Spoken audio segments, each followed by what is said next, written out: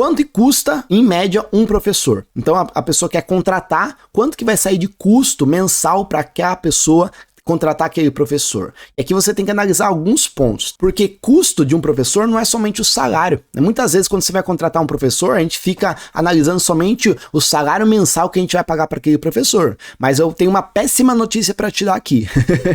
Você não vai pagar somente o salário para ele, porque um professor tem muitos mais outros custos. Tem os custos escondidos, como por exemplo, 13º, férias, INSS, FGTS. Por que eu falo isso? Se você vai contratar um professor CLT, você vai ter todos esses custos também por trás. Então, normalmente, um professor tem um custo aí de 60%, 70% acima do valor do salário dele a mais. Então, se você paga aí 1.500 para um professor, pode ter certeza que esse professor vai custar para você mensalmente uns 2.500, porque tem todos esses outros custos, né? A não ser que você contrate um estagiário, aí vai ficar mais barato. Mas quando você contrata um estagiário, uma coisa que vai acontecer: depois de 2 anos, esse estagiário vai se formar e você vai registrar ele. Então, uma hora ou outra, você vai ter um professor CLT aí. Ah, Marcel, posso contratar PJ? Não pode, porque isso aí, você até conseguiria contratar uma pessoa PJ, né, que você não tem que registrar, mas vai dar muito trabalho e pode ser que dê algum problema aí para você. Então, o que eu ensino é o certo: contratar, registrar, se for formado. Se não for formado, aí é estagiário. Analise qual que é o custo que você vai ter com cada um dos seus professores. É o valor do seu salário, do salário do professor,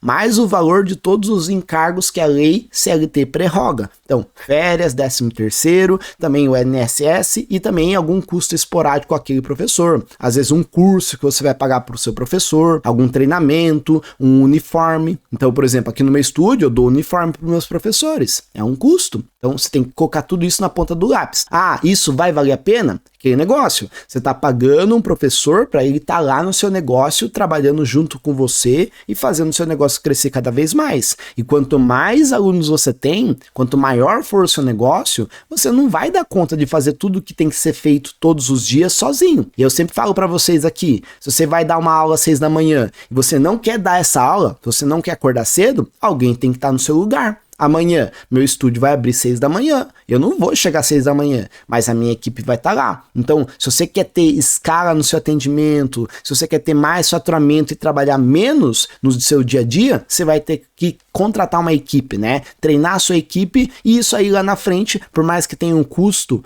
mensal, a sua folha de pagamento vale a pena, né? Aqui no meu estúdio, o meu maior custo mensal é a folha de pagamento de todos os professores, mas vale muito a pena, porque são eles que cuidam dos meus alunos e fazem com que eu trabalhe menos no meu dia a dia lá no estúdio e tenha tempo para trabalhar em outros projetos. Então vai valer muito a pena, mas você saiba que o custo que você vai ter com cada professor, com cada membro da sua equipe, não é somente sobre o salário, é todos os encargos e os outros pontos que tem por trás do salário. Daí uma outra pergunta que me fazem bastante, né? Quanto pagar para um professor? Qual que é a média de salário? E aí não tem uma regra, tá? Em relação a estagiário, você vai estipular um valor, fazer um contrato de estágio e fazer a faculdade assinar. Normalmente, um estagiário você vai pagar entre 600, 700, 800, 900 reais mensais, né? Depende de quantas horas aquela pessoa vai trabalhar.